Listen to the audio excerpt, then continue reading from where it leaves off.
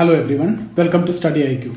So we will continue our discussion on economy. We are in the module monetary system, and in the previous session we have talked about different quantitative measures of monetary policy. We have discussed about CRR, we have discussed about SLR, we have discussed about bank rate and liquidity adjustment facility. We have discussed about repo rate, and we have discussed about reverse repo rate, rather repo transactions and reverse repo transactions. Now what is CRR? CRR is the percentage of NDTL of the bank that banks have to maintain or keep with RBI in the form of cash at any point of time. So CRR is the cash which has to be kept with RBI by the banks, and usually no interest is paid on this. And what is SLR? SLR is also a percentage of NDTL, that is a net demand time liability of the bank, that the banks have to keep with themselves, okay, to meet the immediate liquidity crunch and everything. Okay, so that has to be maintained in three forms in general: cash, gold and government securities.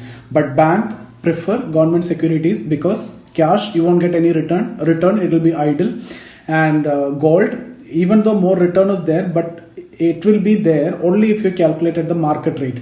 But in case of gold, it is calculated on the base of a constant price or a base price. So even if you keep it in terms of gold, the return is actually less. It is actually done to prevent the import of gold.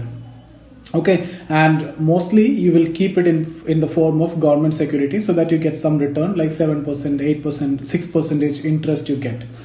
Okay, now what is bank rate? Bank rate is the interest rate, the rate of interest at which the banks can borrow from RBI against or by pledging the first class securities. And I've told you what you mean by first class securities. These are the private or non-government securities. Okay, these are issued at a discount, and I've told you what is discount, and RBI will give you the rediscounting facility. So upon this first class securities, for example, commercial paper in case of high net worth companies or commercial bill in case of small companies, you can issue the securities and you can get money from banks. Banks can pledge this, and banks can borrow from RBI. That rate of interest is what? Bank rate. Okay, and reverse repo and repo we have discussed. Repo rate, banks can borrow by pledging the government security. Okay, so here in repo rate, the government security is what pledging. In bank rate, the first class security or the non-governmental security is what they are pledging. So the only difference in case of these two is both are instruments used by banks to borrow from RBI, but in case of bank rate, it is first class securities, that means non-government securities. But in case of repo rate, it is government securities. Which one is more secure, more safe? Government securities is more safe. So the interest rate under repo rate is less compared to bank rate. Okay, and I've told you usually nowadays RBI will only announce the policy rate, that is a repo rate, and everything else is connected with this policy rate. So bank rate will be slightly higher, okay, because you are pledging first class security. Repo rate will be slightly lower because you are pledging the better security. Also, if you are pledging the government security, your SLR will be affected, right? So no, you cannot actually pledge the government security if you cannot meet enough SLR requirements. Only after you have excess government security you can borrow under repo. If you don't have excess government security, you cannot borrow, because anyway you have to meet the mandatory statutory liquidity ratio. Only after that you can borrow under repo. So if banks have extra government security, then only banks can go and borrow under repo. If banks don't have, then bank rate. Okay, now reverse repo, it is the opposite, the rate of interest at which you can interpret in two ways: either RBI borrow from banks or banks keep the money with RBI. The second one is better because RBI don't want to borrow from banks logically, okay, but somebody somewhere sometime to make students understand all this, and from there onwards it is it is told like that, RBI borrow from banks. Okay, so we have to change it. That is not required. RBI don't want to borrow from banks. It is a rate of interest at which actually banks deposit money, or banks keep their money with RBI, or banks buy government security from RBI. It is the reverse, and I've explained this. Okay, what is actually happening here? So this is reverse repo. RBI will sell the securities to banks. You can see here RBI sell securities to bank, and banks will give rupee to RBI, or banks keep rupee with RBI at an agreement that the RBI will buy them back, so buy back, and will return the money. Exactly opposite of repo. Repo, here you can see banks will buy, or RBI buy from bank, okay, and give money in return to bank with an agreement of selling it back to banks, and banks have to return the money. So this is what we have done so far. Now in this session we will be talking about marginal standing facility, and we will complete that, qualitative measures also. Okay, so it was introduced in 2011, marginal standing facility, introduced in 2011. So it's actually an overdraft facility. The limit is actually fixed, and it is on the basis of daily interest. So here under MSF, banks can borrow from RBI up to certain percentage, currently 2%, okay, 2% of their NDTL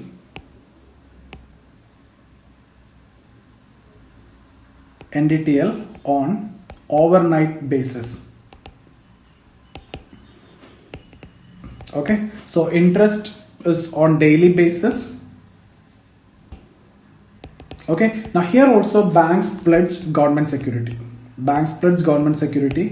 Now then, what is the difference between repo and MSF? Repo also banks can borrow by pledging government security. Here also banks can borrow by pledging government security. The difference is when can you borrow? If you have excess government securities after meeting the SLR, okay, statutory liquidity ratio. But here, even if you don't have excess government securities, even if the government securities are part of SLR, you can pledge that and you can borrow under MSF. There's a short-term facility, daily basis, overnight basis, overdraft facility. So you can pledge those securities which are there part of SLR also. Or rather, I put it in this way, even if you pledge that under MSF, it will be counted in SLR. But in case of repo, if you pledge the government securities, it will not be counted in the SLR. So MSF and the repo, the difference is, in case of MSF, some relaxation is there. That means if you pledge in RBI, still it is counted in SLR.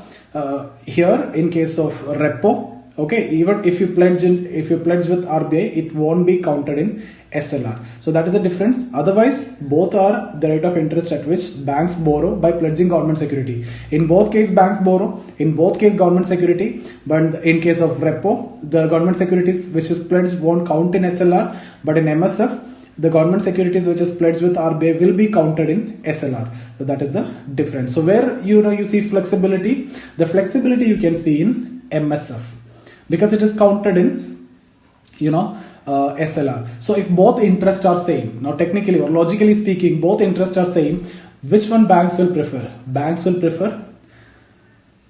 Which one? Banks will prefer MSF. Why? Because you can pledge the government security, at the same time it will be counted in SLR.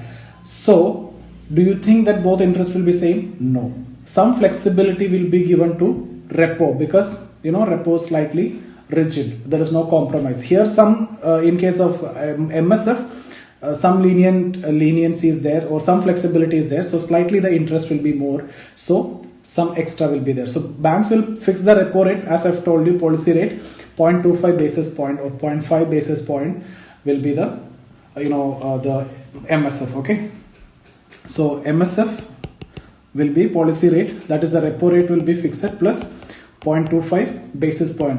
Now this, when I'm talking about this 0.25 basis points, or before it was 0.5 basis points, the number is not important because when the time I'm recording this video and when it is aired, it will be entirely different. Okay, so maybe different, not necessarily, maybe different.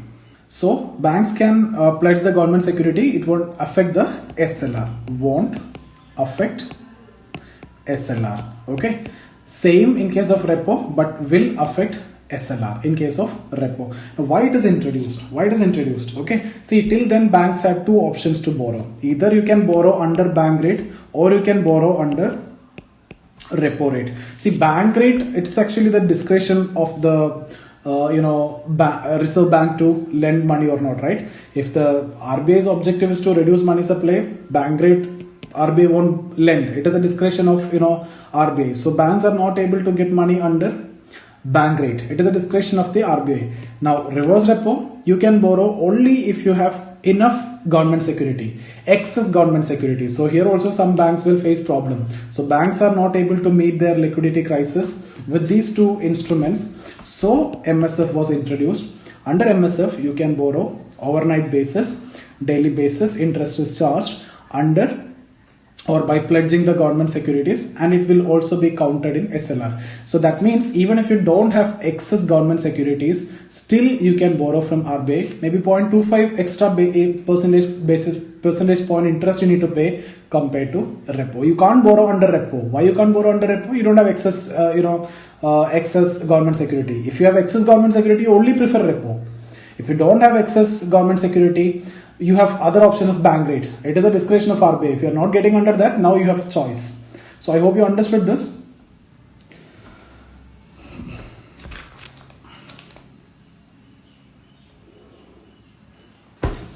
But there is a limit. You can't borrow too much. You can have only 2%. Earlier it was 1%. Now it is 2%. It is so small, right? 2% of NDTL. That's why we call it as marginal standing facility.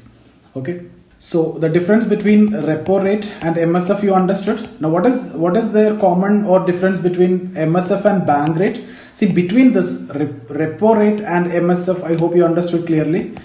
Repo rate will affect SLR. Will affect SLR. Here won't affect SLR. Okay. What is common in both? GSEC, GSEC. Now, what is common in bank rate and MSF? Both won't affect SLR. Why? Here it won't affect SLR even if you are pledging the government security. Here you are pledging the first class security. So, no way it is going to affect the SLR. And here security is first class securities, non-government securities. Okay, non-government securities. So, this is how these three. Next is market stabilization scheme. Market stabilization scheme, MSS. It was initiated in 2004. I'll tell you what is it. RBI will buy bonds, RBI will sell bonds. That is what actually the transaction happen. RBI buying means what will happen? RBI buying means RBI will pump money into the economy. So RBI selling means RBI will suck out the money from the economy. So you can see here when we started with see here, if this is this T1 to T2, this time gap, if you see, what RBI need to do? Infuse money supply. So infuse money supply means pump money. Pump money means RBI buy back the bonds. So give money. Now here excess money supply. So what RBI need to do? Suck out money. Suck out money means sell the bonds and take the money from the market. So this is what actually done in case of open market market stabilization scheme. Under MSS, RBI sells special government securities to suck out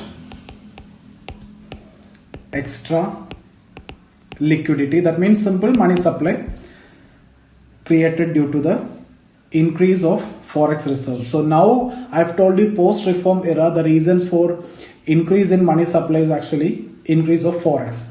Pre-reform period, it was because of deficit financing. Post-reform period, increase in forex. Forex is coming means equal amount of money is printed and circulated in the market. So money supply is increasing when the forex is coming. So incoming of forex is also one of the reasons for increasing money supply, increasing demand and inflation. Okay, all these are connected. All these are discussed already. So I'm not getting into that. So to suck out the extra liquidity, to sterilize their inflationary impact. I'm not writing this. The funds raised through sale of such bonds or GSEC are kept in a separate fund with RBI. Why it is done? It is basically done to reduce money supply. Now we have done with quantitative measures. Now we will move to qualitative measures. Qualitative measures. So these are specific measures. Before we have seen quantitative general measures. Now we'll see specific measures in different sectors. So this is not going to affect the overall money supply like what we have seen in case of quantitative. That will affect the overall money supply. If you need to increase the money supply, reduce all the rates. If you need to decrease the money supply, increase all the rates. We have discussed that already. Now here what we need to do is, this is not going to affect the overall money supply. Rather, money will be diverted from one sector to the other. Like agriculture sector, industry sector, all this diversion is what you can see. Okay, priority sectors, etc. That's why it is, specific or selective measures. Selective measures. So first one, credit rationing. Credit rationing. Okay, credit rationing means nothing but fixing the quota. Okay, so under this central bank fixes quota of credit for various sectors of economy. For example, priority sector lending. Okay, so what are the priority sectors? Priority sectors: agriculture, education, housing. Okay, so agriculture, weaker section. Okay, MSMEs, house loans up to 25 lakhs. Okay, house loans up to 25 lakh. Okay, education, etc. So when this priority sector lending was introduced, it was introduced in 1972. Now how much you have to give? You have to give at least 40%. So 40% minimum you should give to the priority sector. So 40% of the NDTL. Okay, or rather ANBC is what you call as technically ANBC. ANBC is nothing but adjusted net bank credit. Adjusted net bank credit. Now within this there are some sub-quotas that also you need to know. Sub-quota like agriculture, at least 18% of ANBC. Okay, weaker section, at least 10% of ANBC. ANBC means adjusted net bank credit. Okay, within this 18% itself, 8% to small and marginal farmers up to 2 hectares of land. Small and marginal farmers up to 2 hectares of land. Okay, then what about foreign banks? In case of foreign banks, if branches are more than 20, okay, in India, if they have more than 20 branches in India, then 40% of ANBC, and if branches are less than 20, then you have 32% of ANBC. It will be increased to 40 by 2020. Okay, see, 7-8 years back it was 32% for both.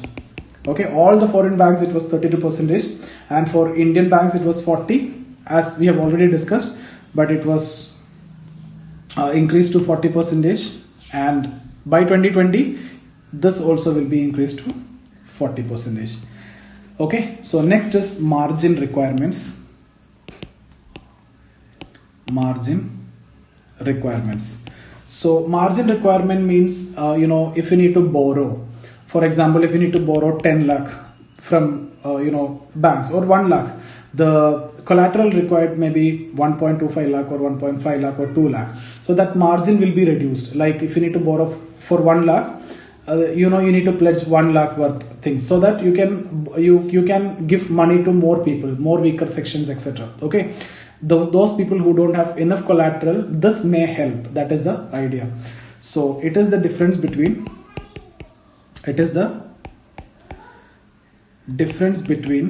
market value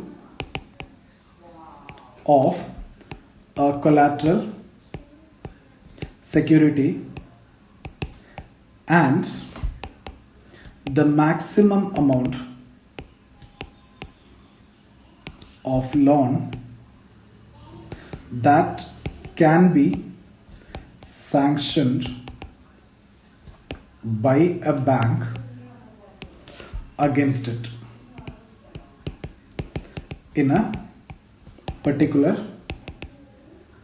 sector. Okay, so as I've told you, if collateral is 1.2 lakh or 1.5 lakh, loan 1 lakh. Okay, so this is what margin requirement, this difference between market value and the loan, this is what the margin requirement. Now it will vary from sector to sector. So here you can see it is 20%. Here 20% is the margin requirement. So RBI can tell 10% or 5%, etc. So in that case, 1 lakh loan, you may need 1.05 lakh worth collateral. So you can get more loans faster. Okay, so if you need to divert fund to one sector, you can reduce the margin in that particular sector loans.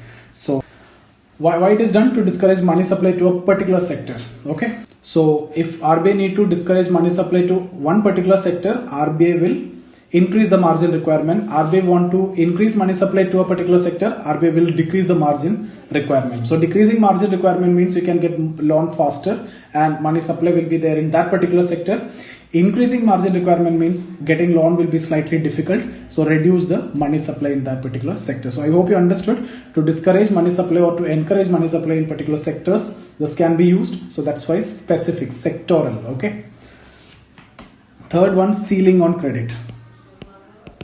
Ceiling on credit. So RBI fixes maximum amount of loans which can be given to a particular sector. So RBI can increase that ceiling in case of RBI want to give more fund to that particular sector. RBI can decrease the ceiling in case if RBI want to decrease money supply in that particular sector. So RBI fixes maximum amount of loan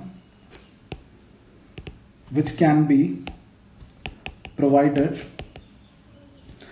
to a unit in a particular sector by bank. Okay, so that is what third one. Fourth one, differential rate of interest. See, these are not that important, I'm just explaining. Like in case of quantitative, this is very important, always you get questions. So here, differential rate of interest. So as its name indicate, the different interest rates for different sectors. Okay, so central bank RBI prescribes different rates of interest for different sectors, different interest for different sectors. Then differential lending norms. Next one, differential lending norms, like the documentation which is required, the KYC norms. Okay, all this can be rigid in case RBI want to regulate money supply or discourage money supply to a particular sector. It can be flexible in case RBI want to pump money supply or increase money supply in a particular sector. For example, weaker sections, this can be the documentation can be flexible. And for maybe with Aadhaar card itself you will get loan, but it is difficult to get loan. But what I'm saying is there's one measure, qualitative measure, differential lending norms. It is related to documentation. Then finally we'll discuss about other measures. Apart from qualitative and quantitative, some other measures like moral suasion or basically moral pressure. So under this, central bank advises the banks to follow certain norms through their letters, speeches, etc. Okay, so under this, central bank advises banks to follow certain norms through letters, circulars, speeches, meetings, etc. Okay, so banks are not in compulsion to follow that. Banks are morally obliged to follow the norms of the RBI. So that is why moral pressure, not legal. Okay. So it can be quantitative as well as qualitative. So quantitative if it is in general, qualitative if it is in specific. Then direct action, like if the banks fail to follow any of the instructions given by RBI can take actions against the banks. Okay, so if banks fail to follow instructions given by RBI, it can take disciplinary action like penalty or sanctions, cancellation of licenses, etc. Okay, penalty, cancellation of licenses, etc. So this is what qualitative measures. So I hope you understood. We have done with monetary policy measures, quantitative as well as qualitative. I hope things are clear. If you have any doubt, you can get in touch with me here. This is my Instagram ID.